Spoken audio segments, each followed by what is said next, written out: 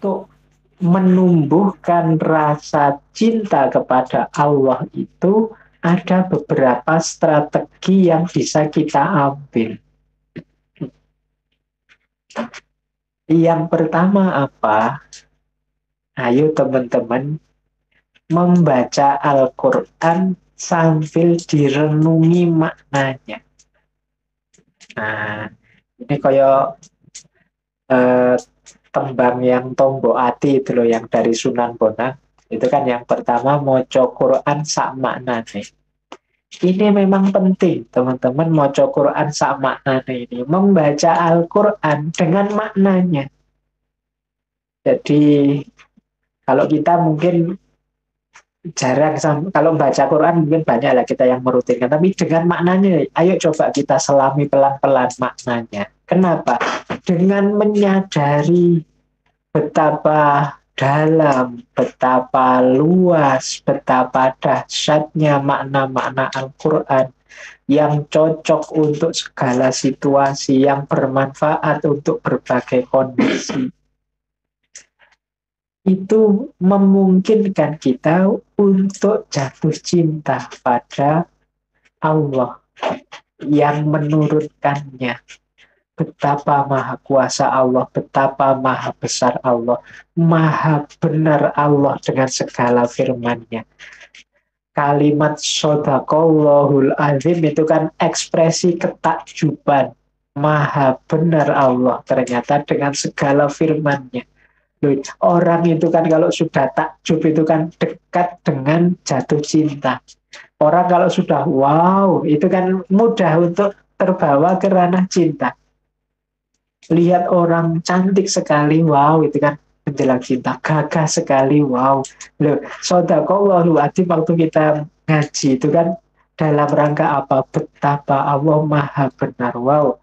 Nah itu makanya ngaji Al-Quran, membaca Al-Quran sambil merenungi maknanya memudahkan kita untuk tumbuh rasa cinta kita kepada Allah. Jadi mungkin teman-teman yang merasa, Pak, saya ini kok masih kewajiban-kewajiban ya Pak, masih belum tumbuh rasa itu. Ayo perbanyak ngaji, perbanyak membaca Al-Quran sambil direnungi maknanya. Entah nanti di ayat berapa hatimu tersentuh. Entah nanti di makna yang mana hatimu tertambat. Akhirnya jatuh cinta sama Allah. Setiap orang mungkin punya momennya sendiri-sendiri. Tapi kejarlah itu, jangan diam saja. Jangan menunggu. Kan cinta itu anugerah, Pak. Menunggu dikasih Allah saja. Iya, tapi kita kan berusaha. Sehingga Allah ridho dan menganugerahkan cinta itu dalam diri kita. Yang kedua, memperbanyak pendekatan kepada Allah.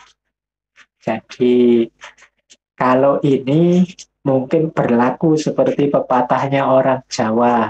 Tresno kui jalaran soko kulino. Semakin sering bersama, semakin mungkin muncul rasa cinta itu. Maka ayo diperbanyak momen kebersamaannya dengan Allah. Selain yang wajib-wajib, boleh ditambah yang sunnah-sunnah. Jadi meskipun sedang nonton TV, mulutnya boleh sambil baca-baca zikir atau nyari momen sendiri berdua dengan Allah. Sedang apapun sambil disadari hadirnya Allah. Diperbanyak momen-momen kesadaran dekat dengan Allah. Insya Allah lama-lama hadirnya Allah jadi niscaya muncul rasa itu dalam diri kita. Nah, ini tips yang kedua. Tips yang ketiga, ayo latihan perang-perangan. Kecil-kecilan, pelan-pelan. Tapi sering. Perang-perangan itu bukan perang melawan siapa-siapa. Perang melawan diri kita, ego kita. Jadi misalnya ya, latihan kecil-kecilan itu. Setelah ngaji filsafat ini, saya lebih milih nonton TV, apa sholat sebentar, apa ngaji sebentar, apa apa. Nah, terus kita pilih. Saya pilih ngaji sebentar. Ah, itu menang sekarang, kita menang. Ah, ini loh yang disebut latihan pelan-pelan. Perang kecil-kecilan menaklukkan diri kita. Habis sholat subuh, ngaji apa tidur. Nah, terus ngaji lah. Nah, itu namanya menang kita perangnya gitu loh. Ayo kita persering momen seperti ini.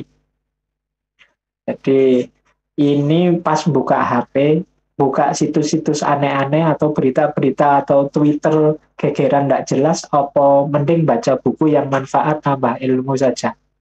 Yang nambah ilmu saja. Loh ini berarti menang. Kita mengalahkan ego nafsu kita untuk yang negatif-negatif.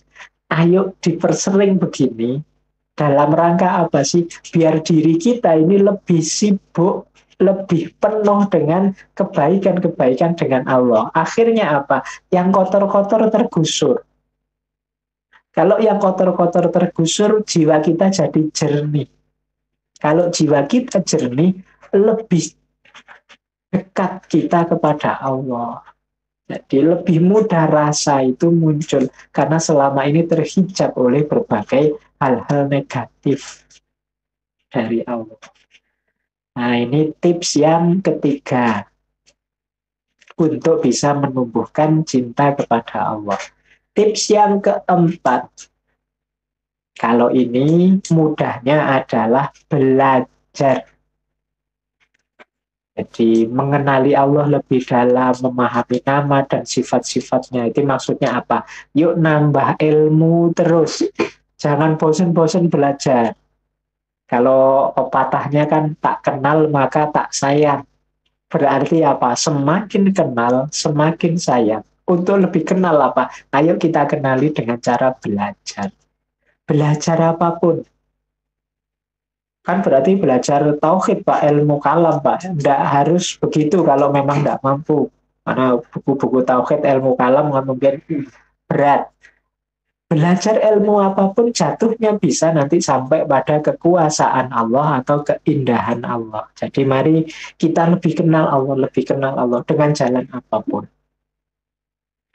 Yang kelima, menyaksikan ciptaan, kebaikan, anugerah, dan nikmat-nikmatnya. Jadi mari kita hitung-hitung terus nikmatnya Allah pada kita. Itu memudahkan kita cinta pada Allah. Dan itu tidak sulit. Tidak sulit sama sekali. Banyak sekali. Jadi kita bisa ngaji malam hari ini. Kita masih sehat. Mungkin ada saudara-saudara kita yang di rumah sakit, sedang sakit. Mungkin ada yang berjuang macam-macam kesulitan ini, kesulitan itu. Alhamdulillah saya dapat nikmat ini, dapat nikmat itu. Ayo kita hitung-hitung terus. Kita pedulikan terus berbagai anugerah dan nikmat dari Allah ini. Dan saya yakin pasti jauh lebih besar dibandingkan kesulitan dan ujiannya. Nah, keseriusan kita menghitung nikmat-nikmat ini insya Allah akan membawa kita kepada rasa cinta kepadanya. Selanjutnya, untuk menumbuhkan rasa cinta adalah latihan menundukkan hati di hadapannya. Menundukkan hati itu semacam kayak kalimat alhamdulillah itu loh. Apapun kebaikan, apapun kemampuan, apapun daya yang sekarang aku miliki, itu hakikatnya sumbernya dari dia dan pasti di bawah dia. Di bawah itu maksudnya levelnya tidak ada apa-apanya kalau dibandingkan Allah. Jadi ini dalam rangka apa? Menyadari bahwa kita itu kecil di hadapannya. Berarti kita sangat butuh padanya, sangat tergantung padanya. Ketergantungan kita, kebutuhan kita kepada Allah ini memudahkan kita untuk cinta padanya. Jadi rasa tunduk di hadapannya ini kan penting. Banyak orang yang ibadahnya mantap tapi tidak tunduk. Tidak tunduk itu cirinya apa? Sombong.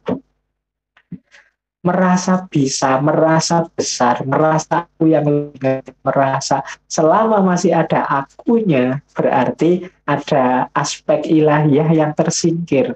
Seolah-olah aku ini bisa sendiri, seolah-olah aku punya daya sendiri, punya kekuatan sendiri, seolah-olah pikiran itu aku sendiri yang menghadirkan, menciptakan.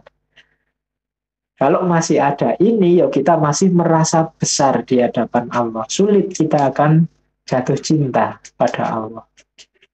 Maka latihannya adalah, ayo kita tundukkan terus-menerus. Kita sadari kekecilan kita di hadapannya. Kemudian ada rumus lagi untuk menumbuhkan mahabbatullah adalah memperbanyak kholwat. Ayo cari me time, kalau bahasanya orang hari ini ya, waktu untukku saja dan Allah, we time. Jadi kalau bisa kita mengambil momen semakin banyak berdua saja dengan Allah. Allah sebenarnya sudah membuatkan kita sih, paling tidak sholat 5 waktu. Itu kan momen kita bisa asik bersama Allah berdua. Tapi kadang-kadang kita pun mengabaikannya. Ya marilah kita jalankan lebih serius kebersamaan berdua dengan Allah ini. Nanti insya Allah teman-teman, kalau kita mengakrabi Allah, dekat dengan Allah, mengupayakan untuk dekat terus dengan Allah, ada banyak sekali masalah-masalah kita terselesaikan.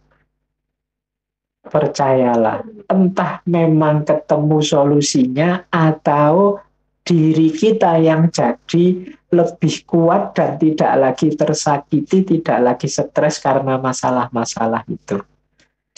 Hasil dari kedekatan kita dengan Allah. Nah, ada lagi rumus selanjutnya, yaitu perbanyak interaksi dengan orang-orang yang juga telah mencintainya.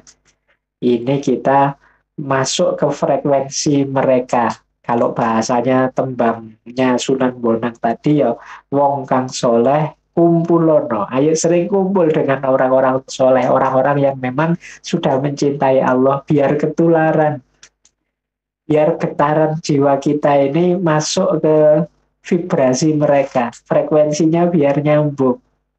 Jadi ya frekuensinya orang mencintai Allah, kalau nular ke kita kan akhirnya juga tumbuh rasa cinta kita pada Allah. Maka ayo sering-sering berinteraksi dengan orang yang mencintainya.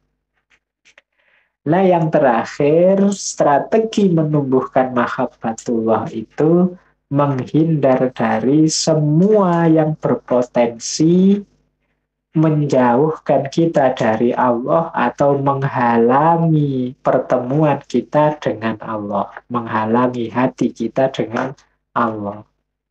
Nah, ini kita pasti sudah tahu kok, apa saja yang Allah tidak berkenan, itu pasti akan jadi nambah jarak kita dengan Allah. Apakah itu kata-kata kita, perbuatan kita, bersitan-bersitan hati, atau pikiran-pikiran kita. Kita sudah tahu mana yang baik, mana yang benar, mana yang Allah suka, mana yang tidak. Maka ayo kita berusaha menghindari semua yang tadi bisa menjauhkan kita dari Allah. Jadi teman-teman, pertemuan malam hari ini kita akhiri dengan strategi-strategi menumbuhkan mahabbatullah. Kalau yang teori-teori kan sudah kita pelajari 1 bulan ini. Praktis dan praksisnya antara lain yang kita sampaikan terakhir ini. Strategi-strategi menumbuhkan mahabbatullah. Ayo bareng-bareng kita latihan untuk semakin dekat, semakin akrab, sehingga muncul rasa cinta itu kepada Allah. Percayalah kalau rasa cinta itu sudah lahir, tidak ada lagi yang berat, tidak ada lagi yang sulit, tidak ada lagi kegelisahan, selain hanya tentang dia, selain hanya untuk dia dan karena dia. Di luar itu tidak penting lagi, maka hidup jadi ringan. Baik. Nah, terus unsur-unsur para pecinta muhibbin. Orang yang mencintai itu, yang terlibat dalam jiwanya adalah tiga hal ini. Yaitu perasaan, kemudian keinginan atau nafsu kalau berlebihan, dan kenikmatan atau kebahagiaan. Ini variabel-variabel pokok dalam cinta. Yang pertama, perasaan. Ya tentu saja cinta itu hubungannya dengan passion. Ada rasa yang terlibat di situ. Nah, untuk perasaan ini, ya tentu saja kita harus mensyukurinya. Karena cinta itu kan anugerah dari Allah. Tapi jangan terbawa perasaan. Kita harus bisa mengendalikan, menguasai. Menguasai bukan mematikan ya. Jadi kita kuasai, biar tidak salah orientasi. Jadi biar kita ngerti kapan itu harus direm. Jadi ya memang kita tidak bisa ngatur kita jatuh cinta pada siapa. Tapi kita harus mengendalikan. Alhamdulillah kalau orang bisa jatuh cinta. Tapi kalau kok jatuh cintanya pada istrinya orang atau suaminya orang, yo remnya harus pakem. Jadi kuncinya nanti di situ. Nanti rahasianya ada di belakang, di kebahagiaan itu. Nah, ada juga keinginan. Cinta itu kan biasanya penuh keinginan-keinginan. Harus begini. Nanti ke depan kita akan begini. Nanti itu keinginan. Hawa nafsu kadang-kadang terlibat di situ. Bukan tidak boleh, ya manusia itu kalau tidak punya keinginan, tidak berkembang hidupnya. Tidak masalah. Tapi ngomonglah keinginan itu agar positif dan produktif. Penuhi sesuai norma-norma nilai-nilai yang kita yakini. Kalau tidak, nanti buahnya penyesalan. Dikejar ya, keinginan cita-cita itu dikejar, tapi kita harus tahu batasnya. Dan juga tahu prioritasnya. Jangan sampai kita nabrak batas. Jangan sampai kita melanggar norma. Bukan berarti jangan dipenuhi. Tapi penuhilah sesuai dengan aturan dan norma yang kita yakini. Karena di antara penyesalan yang mudah hadir dalam hidup kita itu ketika kita melanggar prinsip-prinsip dan norma-norma, apakah itu norma kebenaran, kebaikan, kepantasan, yang kita yakini sendiri. Ini yang membuat hidup kita gelisah biasanya. Maka jangan blunder. Sering saya sampaikan, cinta itu positif. Cinta itu sesuatu anugerah yang luar biasa untuk hidup ini. Tapi kalau kita salah kelola, dia bisa blunder. Dia bisa jadi variabel bala atau bencana untuk hidup kita. Nah, yang ketiga, kenikmatan. Ya, betapapun orang hidup itu ingin nikmat, ingin bahagia. Maka di aspek ini rumusnya adalah carilah kenikmatan yang lebih long lasting. Durasinya lebih panjang. Jangan tertipu oleh kenikmatan-kenikmatan yang sesaat. Tertipu itu bukan berarti jangan menikmati kenikmatan yang sesaat loh ya. Jadi dinikmati ya sesuai normanya, tapi jangan berhenti di situ. Kalau berhenti di situ nanti tertipu seolah-olah sumbernya bahagia hanya itu, sumbernya nikmat hanya itu. Kalau berhenti di situ berarti kita tertipu. Kenapa tertipu? Ada nikmat yang lebih dalam, ada nikmat yang lebih tinggi kelasnya.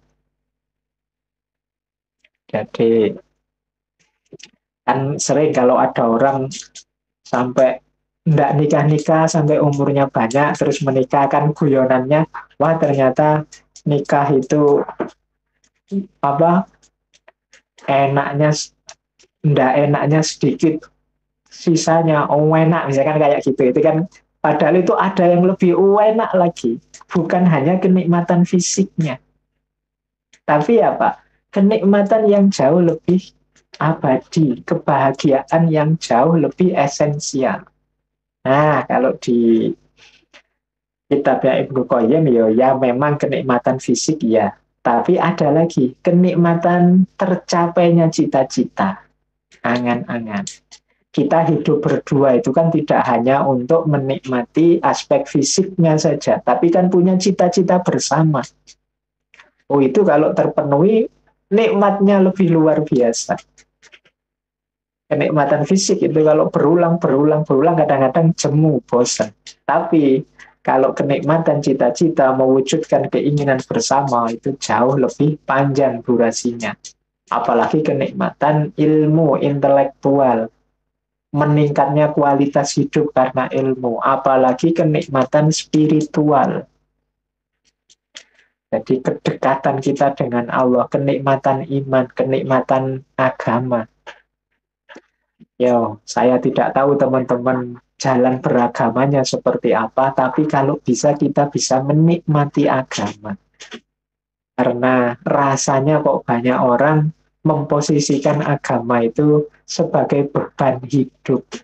Padahal Allah menghadirkan agama untuk kita, itu kan untuk memudahkan, untuk memfasilitasi kita, agar hidup kita tidak berat dalam berbagai aspeknya. Tapi kita sering memposisikan agama sebagai beban. Mari kita nikmati indahnya beragama. Yang ini yang sering hilang hari-hari ini. Jadi kenikmatan spiritual ini lebih abadi sifatnya, lebih panjang jangkauannya. Kita sering berhenti pada kenikmatan fisik. Itulah mengapa saya sering kalau webinar-webinar ditanya, Pak, gimana sih Pak? Kok kalau sudah nikah sekian tahun itu rasanya kok bosen ya Pak? Nggak kayak waktu pacaran dulu. Jangan-jangan kita berhenti di kenikmatan fisik. Ya kenikmatan fisik sebagaimana semua kenikmatan manusia yang lain. Kalau berulang, intensitas nikmatnya turun. Ini yang sudah nikah lama ngerti ya. Antara manten baru dengan sekarang itu kan beda sudah intensitasnya. Tapi beda dengan kenikmatan angan-angan atau cita-cita bersama tadi. Misalnya kalau kita di rumah tangga, punya cita-cita bersama gimana keluarga kita ini jadi keluarga yang bla bla bla. Dan kita bisa mencapainya, itu nikmatnya jauh lebih besar. Apalagi kalau target kita adalah kebahagiaan level spiritual. Ini jauh lebih dalam. Maka mari mengelola unsur-unsur mahabbah, unsur-unsur cinta dalam diri kita itu secara bijaksana. Biar cinta tetap jadi anugerah di level apapun hidup kita, tidak berubah jadi musibah. Baik itu aspek unsur-unsur perasaan, unsur-unsur keinginan maupun kenikmatan dan kebahagiaan yang kita kejar. Lanjut. Cinta kepada Allah. Menurut Syekh Ibnu Qayyim, mahabbatullah itu ada beberapa model. Nah, model yang pertama ya memang istilahnya mahabbatullah. Dalam penjelasannya Syekh Ibnu Qayyim, yang mahabbatullah ini ya sudah benar sebenarnya cinta kepada Allah. Tapi ini levelnya hanya rasa. Masih perlu pembuktian-pembuktian. Masih perlu perluasan-perluasan. Jangan berhenti di mahabbah. Dalam pengertian jangan berhenti di rasa cinta saja, tapi wujudkanlah rasa cinta itu. Yo kalau kepada Allah yo dalam bentuk menjalankan amanatnya sebagai Abdullah, hambanya dan khalifahnya. Itulah perwujudan dari rasa cinta itu. Berarti kita yo tunjukkan dengan ibadah. Wong kita ini Abdullah. Tunjukkan dengan ikhtiar kita membereskan problematika dunia ini. Wong kita ini khalifahnya. Jadi itulah manifestasi mahabbatullah. Jadi itu ya sudah termasuk jenis cinta pada Allah. Ada lagi yang kedua, mahabbatu ma yuhibbuhullah. Cinta pada apa yang dicintai oleh Allah. Ini juga jenisnya mahabbah. Jadi kalau kita cinta pada Allah itu ya jangan kok Allah saja. Ada banyak yang lain yang harus kita cintai, yang juga dicintai Allah. Misalnya Rasulullah itu kan kekasihnya Allah paling dekat. Para malaikatnya, makhluk-makhluknya, dan lain sebagainya. Semua makhluknya Allah itu kan dicintai. Kholik itu kan pasti mencintai makhluknya. Allah itu kan Rahman Rahim, mencintai segalanya. Loh, kalau kita mencintai Allah berarti kita mahabbatu ma yuhibbuhullah. Cinta juga pada apa yang dicintai oleh Allah. Jadi kalau ada yang tanya, Pak, saya Allah saja langsung, tidak pakai terminal Rasulullah. Lah iya, tapi kalau kita cinta pada Allah, ya pastinya kita juga harus cinta pada Rasulullah. Kenapa? Itu bagian dari mahabbatu ma yuhibbuhullah. Oh iya Pak, saya cinta Rasulullah, saya cinta sesama. Tapi saya tidak suka manusia-manusia yang dari barat itu loh Pak, manusia yang dari barat itu. Ya tidak. Ya cinta, mayuhibbullah. Semua makhluk kan dicintai oleh Allah. Loh Pak, berarti kalau ada orang baik, orang jahat, kita cintai semua. Iya, kita cintai. Meskipun manifestasi cinta kita berbeda. Seperti orang tua kita itu loh. Punya anak banyak, semuanya dicintai. Ada yang patuh, ada yang nakal, tetap dicintai. Tapi cara mengekspresikan cintanya beda. Pada anak-anak yang patuh, ya diberi hadiah tambahan, uang sakunya tak tambah. Pada anaknya yang nakal, kamu masih nakal, uang sakumu tak kurangi. Ini ekspresi manifestasi dari cinta. Semuanya dicintai, hanya saja perwujudannya berbeda sesuai kondisi masing-masing. Kita juga begitu. Setiap orang kita cintai. Tentu saja dengan gaya mencintai yang berbeda sesuai kondisinya masing-masing. Kalau kita punya teman kok baik, kita mencintai antara lain dengan memujinya. Kalau punya teman kok jahat, kita mencintai antara lain dengan menasehatinya. Loh ini kan ekspresi orang yang mencintai. Jadi itulah mahabbatu ma yuhibbuhu. Semuanya cintai. Makanya yuk apalagi kita satu bangsa Indonesia itu kan sekarang mulai banyak letupan-letupan yang membuat kita friksi, membuat kita sering tabrakan. Tetap mari kita lakukan hidup bersama ini dengan dasar cinta. Mahabbatu ma yuhibbuhullah, paling tidak cinta pada apa yang dicintai oleh Allah. Yang ketiga, mahabbah lillah dan mahabbah fillah.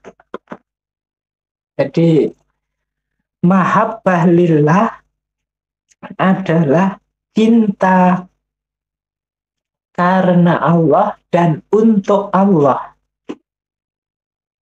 Sedangkan mahabbah fillah itu cinta di dalam Allah. Jadi maksudnya cinta di dalam Allah itu kita cinta dalam menjalankan kepatuhan kita kepada Allah.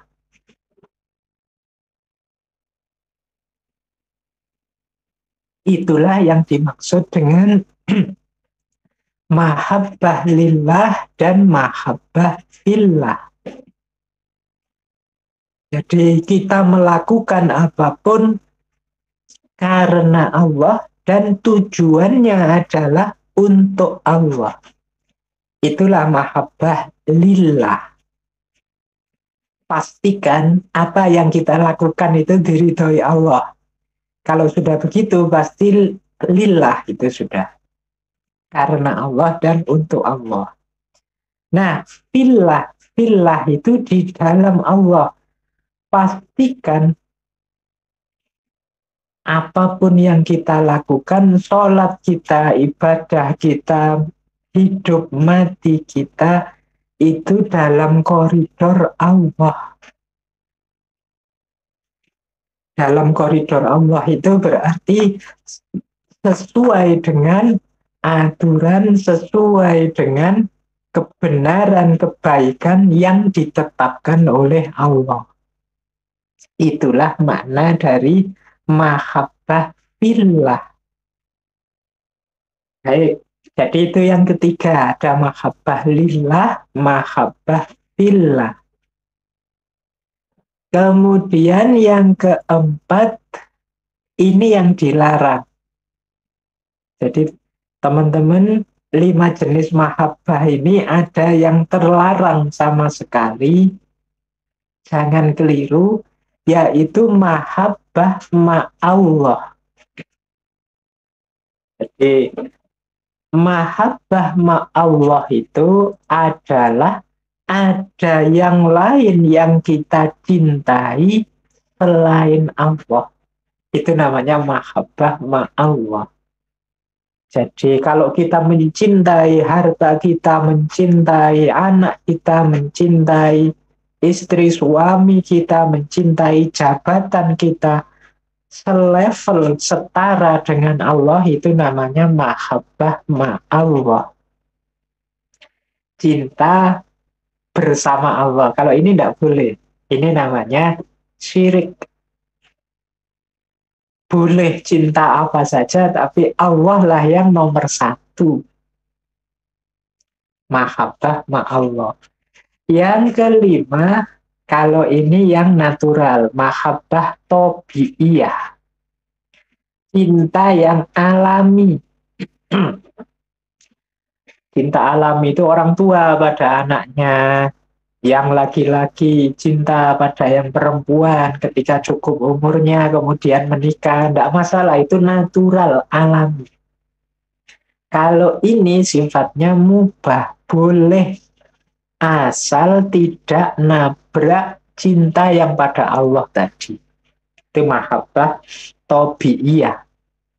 Jadi, ya wajarlah manusia senang harta karena bisa memenuhi keinginannya, cinta pada anaknya karena harapannya di masa depan, cinta pada istri, suami, senang pada jabatannya karena passionnya di situ, tidak apa-apa. Tapi ini jangan mengalahkan atau setara atau di atas cinta kita pada Allah. Kalau jabatan kita kok kepentingannya tabrakan dengan kepentingan Allah, dahulukan kepentingannya Allah. Jadi kalau misalnya atasan kita, ini kan yang berhubungan dengan jabatan, maksa kita, kamu tidak usah sholat, wes, kamu kalau tidak sholat tak naikkan gajimu misalnya, ya enggak. Kita tetap memenangkan Allah. Jadi ini namanya mahabbah tobi'iyah. Dasarnya boleh saja asal tidak mengalahkan cinta kita pada Allah. Jadi ada 5 jenis mahabbah, yang 3 sifatnya utama, yang 1 haram, jangan yang 1 mubah. Jadi yang mahabbatullah itu yang rasa cinta pada Allah itu utama karena hubungan kita dengan Allah dasarnya mahabbah. Ada mahabbatu ma yuhibbuhullah, cinta pada apa yang dicintai oleh Allah. Dan yang ketiga mahabbah lillah dan fillah, cinta karena Allah dan untuk Allah, dan cinta dalam kepatuhan kepada Allah. Yang tidak boleh mahabbah ma'allah, yang boleh mahabbah tobi'iyah, cinta yang alami. Jadi memang manusiawi orang cinta pada ini, pada itu, tapi jangan sampai mengalahkan Allah.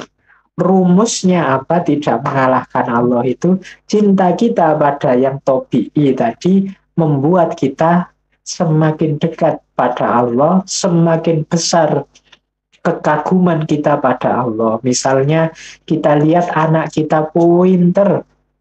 Nah, alhamdulillah aku tambah cinta padamu nak, tapi sekaligus alhamdulillah ya Allah, betapa maha kuasa engkau yang menganugerahkan kepandaian pada anakku, betapa penyayangnya engkau pada anakku. Semuanya kembali ke Allah.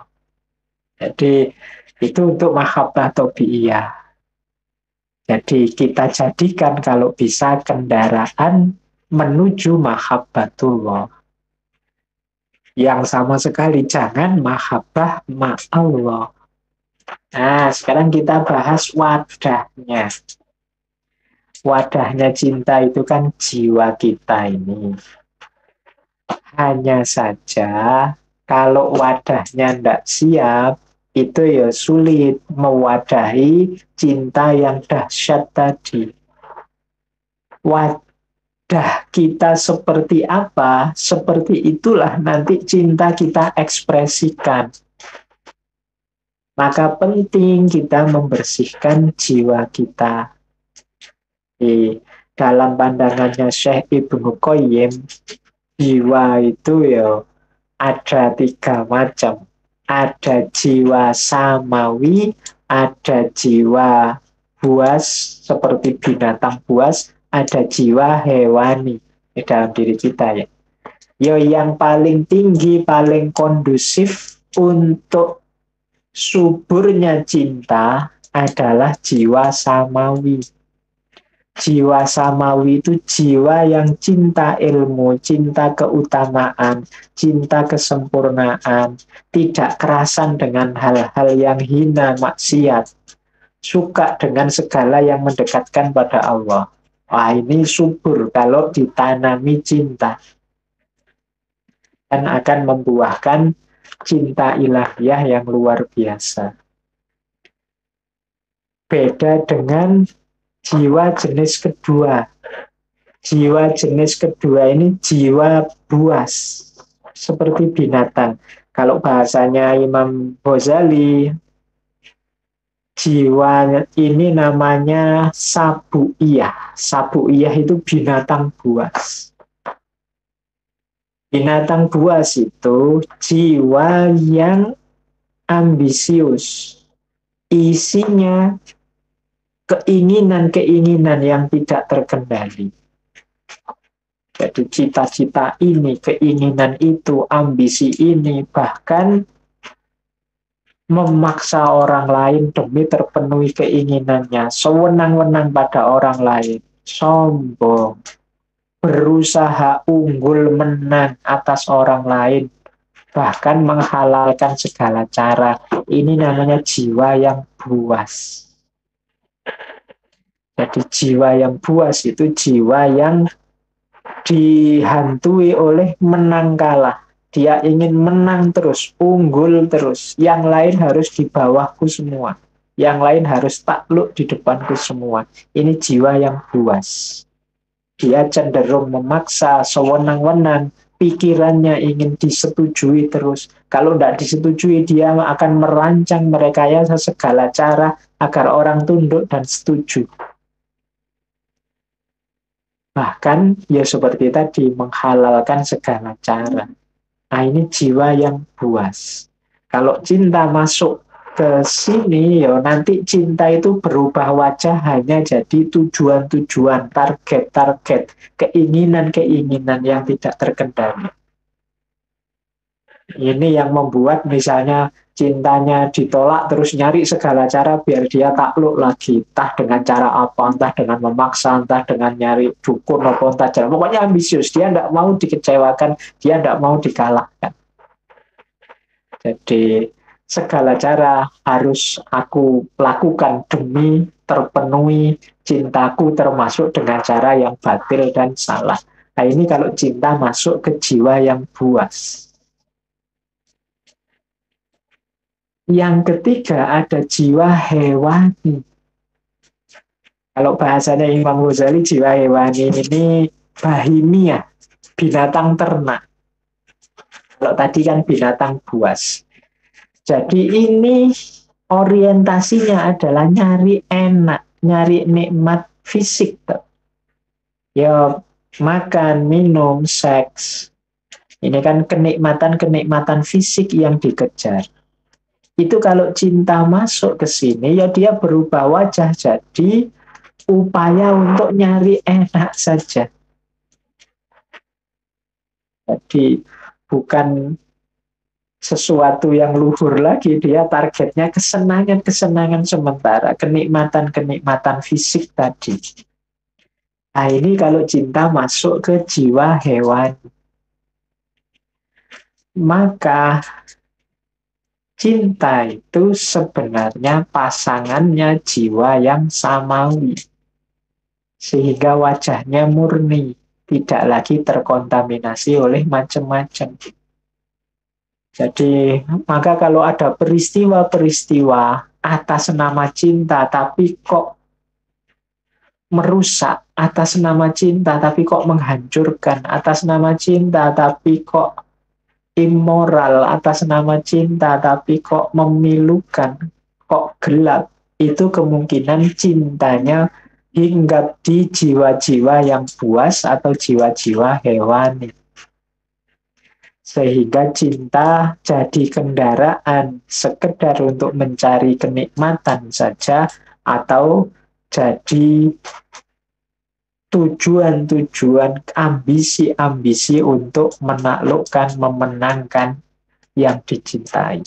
Jadi ini pentingnya wadah. Jadi sering orang menganggap wadah itu apa kan cuma wadah yang penting isinya. Tidak. Nah kalau tidak ada wadahnya isinya ambiar. Kalau wajahnya bocor ya isinya habis. Kalau wadahnya kotor ya isinya ikut kotor. Kalau wadahnya, kan sering saya ilustrasikan itu kan, kalau wadahnya beracun, wadah yang beracun itu dikasih air susu, jadinya air susu yang beracun. Bukan racun yang bersusu, tidak bisa begitu. Racunnya terus jadi susu, tidak begitu. Tapi susunya yang jadi beracun. Inilah pentingnya wadah. Jadi mengelola jiwa kita dalam menghidupkan mahabbah atau cinta kepada Allah.